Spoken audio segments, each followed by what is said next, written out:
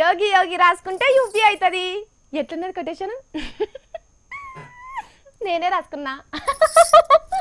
ఉత్తరప్రదేశ్ రాష్ట్రంలో ముఖ్యమంత్రి యోగి ఆదిత్యనాథ్ సార్ చూస్తుంటే నాకు ఇట్లా అనాలనిపించింది. అబ్బో సార్ ఎట్లకెళ్ళి వచ్చిండు, ఎట్లా ముఖ్యమంత్రి అయిండు, రాగానే ఎన్ని పనులు చేస్తున్నాడు. అబ్బబ్బో సార్ ఏది చేసినా సెన్సేషనే పోర్రి. మోడీ సార్ వెనక మోడీ సార్ లెక్కనే తయారవుతున్నాడని అనుకుంటున్నారు రాజకీయాలు తెలిసిన వాళ్ళు. మరి ఇప్పుడేం చేసిండు అని అంటారా?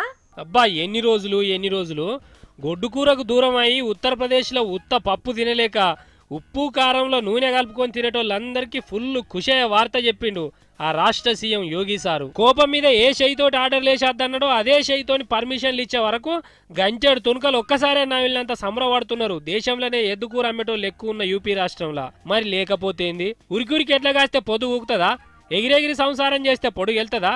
కురిసికి ఎక్కుడే కూర దుకాణాల మీద వడే వరకు తొండా ఎందా కురుకుతో ఉరుకుమని చూసుకుంటున్నారు ఆ రాష్ట్రంలో పెద్ద కూర వ్యాపారం చేసేటోళ్ళు. ఆ ఉత్తరప్రదేశ్లోనే కాదు దేశాలకు పంపించేటోళ్ళాయే. అక్కడ కూడా పెద్ద కూర కోసం ఆవురు అనుకుంటూ అవగోలిచ్చే వరకు ఆగమే అయింది ఆవు కూర అమ్మే పరిశ్రమ.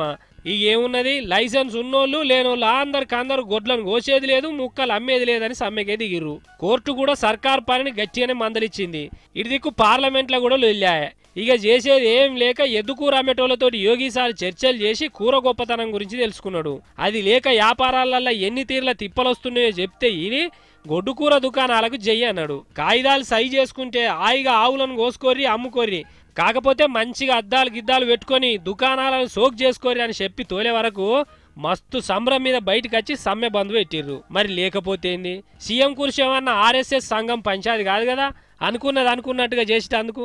అందుకే వెనుకకు రాక ఏం చేస్తాడు సారు, ఇక ఇడిట్టున్నదా. అది వరకు మోడీ సార్ ఏలిన గడ్డల గుజరాత్లో ఎలక్షన్లు వస్తున్నాయి కదా, హిందువుల ఓట్లను ఒడిచిపెడదామని గోవులను చంపితే జీవితాంతం జైల్లోనే ఉండే చట్టాన్ని చేసిర్రు. మరి దాంతో ఎన్ని లొల్లు వస్తాయో గానీ ఎటు పోయి ఎద్దుకూర పంచాయతీలు అయితే ఎల్లకాలం నడిచేటట్టే కొడుతున్నాయి దేశంలో మోడీ సార్ ఉన్నంత కాలం అనుకుంటున్నారు పెద్ద కూర మీద పాయిరం పెంచుకున్నోళ్ళు.